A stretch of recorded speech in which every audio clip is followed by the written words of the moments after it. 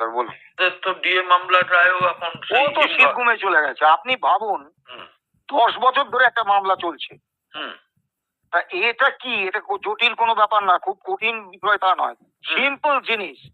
যে সংসদ 9 নম্বর ধারা অনুসারে রূপা 2009 তৈরি করেছিলেন বামপন্থ সরকার, সেখানে পূর্বতন অর্থমন্ত্রী ডক্টর অসীম দাশগুপ্ত, ডক্টরটা কিন্তু আসল ওই ইস্ট জর্জিয়া ইউনিভার্সিটির নয়, যাই হোক, ডক্টর অসীম দাশগুপ্ত তিনি বলেছিলেন রাজ্য কর্মীদের all India consumer price index মেনে বছরে 2বার দিয়ে দেয়া হবে, সেটা ওই রূপাতে লিপিবদ্ধ করে গিয়েছিলেন। এটা একটা কনস্টিটিউশনাল কমিটমেন্ট, এটা তুমি মেনে নাও। এটা তুমি আগের সরকার সেই অনুসারে দিচ্ছিলেন, বর্তমান শাসক দল আসার পরে সরকার দিচ্ছে না, এইটা তুমি দাও, বকেয়া টাকাটা দিয়ে দাও। আর যেহেতু all India consumer price index সারা ভারতে গ্রহণযোগ্য একটা ফর্মুলা দিয়ে দেওয়ার ক্ষেত্রে, এবং এই পশ্চিম 1 এপ্রিল 1979 থেকে এই অল ইন্ডিয়া কনজিউমার প্রাইস ইন্ডেক্সকে মান্যতা দিয়েছেন। এই কমিশন তৈরি হয়েছে অল ইন্ডিয়া কনজিউমার প্রাইস ইন্ডেক্সের উপরে।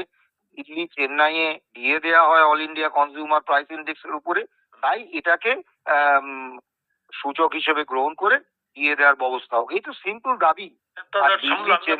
আমি আপনাকে একটা জিজ্ঞাসা করছি এই প্রসঙ্গে।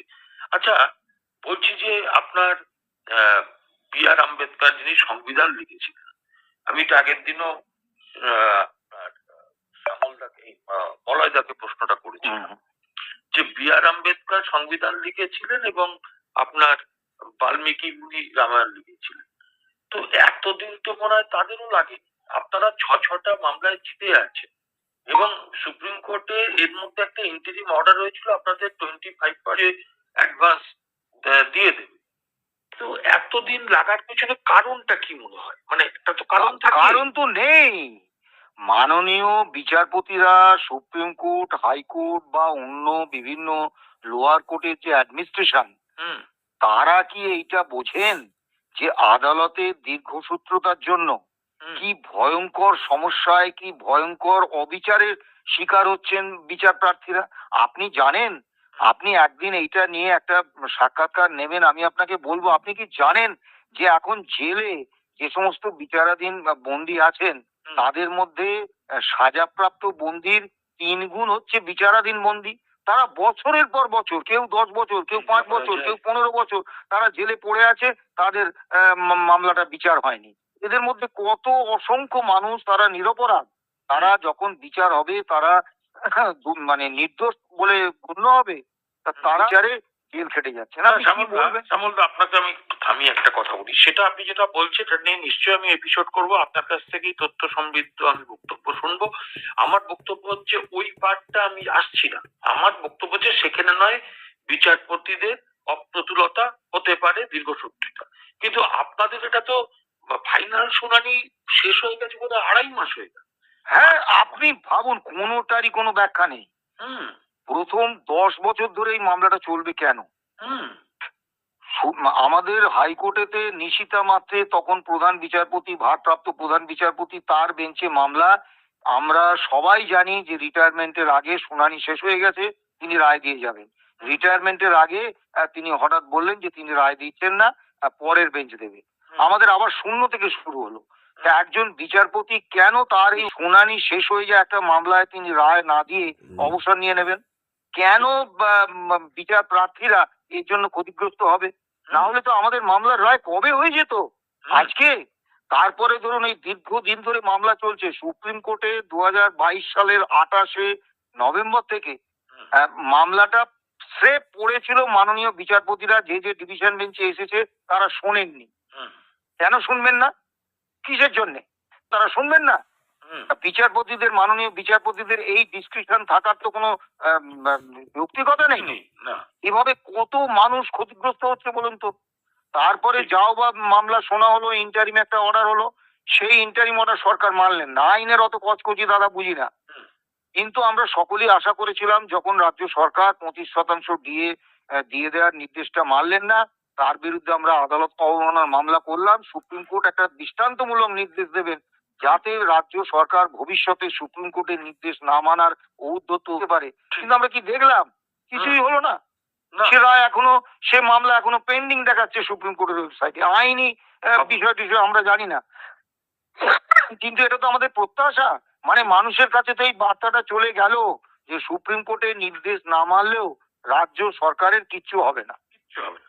তারপরে ধরুন রায় সেই কোন সেপ্টেম্বরে শুনানি শেষ হয়ে গেছে, হুম, আজকে ডিসেম্বর মানে মাঝামাঝি চলে এলো। হুম, হ্যাঁ, এরপরেও রায়ের কোনো রকম উল্লেখ নেই।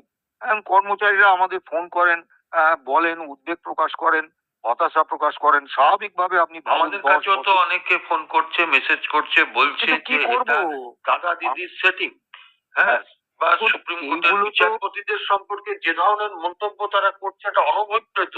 কিন্তু তারা মনের জ্বালা থেকে বলছে দাদা আমরা তো কালকে সকালে উঠে আমাদের প্রাণ থাকবে কিনা জানি না, আমরা অবসরপ্রাপ্ত, বয়স হয়েছে, ওষুধ কিনতে পারছি না।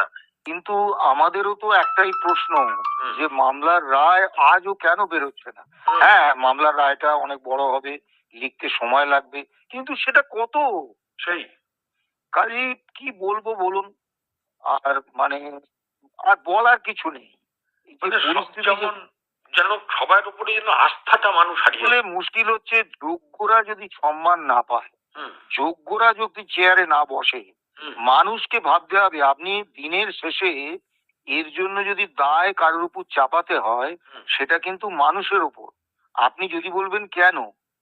মানুষ যদি জনপ্রতিনিধি নির্বাচন করার সময়, হুম, এমএলএ এমপি নির্বাচন করার সময়, পঞ্চায়েতের জনপ্রতিনিধি, পুরসভার জনপ্রতিনিধি নির্বাচনের সময় যদি ভালো মানুষ, কাজের মানুষ, সৎ মানুষ, স্বচ্ছ মানুষদের নির্বাচন না করে অমানুষ তাদেরকে যদি নির্বাচন করেন, তাহলে তারা শাসন ক্ষমতায় থাকলে তো এই ঘটনা ঘটবে। খুব স্বাভাবিক। তা কাজেই মানুষকে এগিয়ে আসতে হবে, কারণ আমি যেটা আজকে যে আমার মানে মূল্যায়ন, তাতে আম, আদালতে খুব বেশি কিছু হবে না। না, কারণ আদালতে মানুষের কান্না, আদালতে ওই আদালতের প্রাচীরের বাইরে থেকেই ধাক্কা খেয়ে ফিরে আসে, লাগে না। তারপরে আদালতের যা নিয়ম, আজকে যদি লোয়ার কোর্টে একজন জয় নেন, জয় পান, দীর্ঘদিন মামলা লড়ার পরে সেটা আহ, জেলা আদালতে আসবে, জেলা আদালতের হলে হাইকোর্টে আসবে, হাইকোর্টে সিঙ্গেল বেঞ্চে আসবে, সেখানে ইয়ে হলে আবার ডিভিশন বেঞ্চে, হুম, তারপর সুপ্রিম কোর্টে। স্বাভাবিকভাবে যারা গরিব, যারা সাধারণ মানুষ, যারা হুম, নিম্নবিত্ত, তাদের পক্ষে এই মহার্ঘ ন্যায় কেনা সম্ভব নয়। হুম, হুম, কাজেই ওই বিচার ব্যবস্থা নিয়ে আমি খুব একটা ভাবিত নই। ও বঙ্কিমচন্দ্র বলে গিয়েছিলেন যে আদালত আর বারাঙ্গনার মন্দির দুটোই সমতুল, হুম, হুম। পয়সা ছাড়া প্রবেশের উপায় নাই।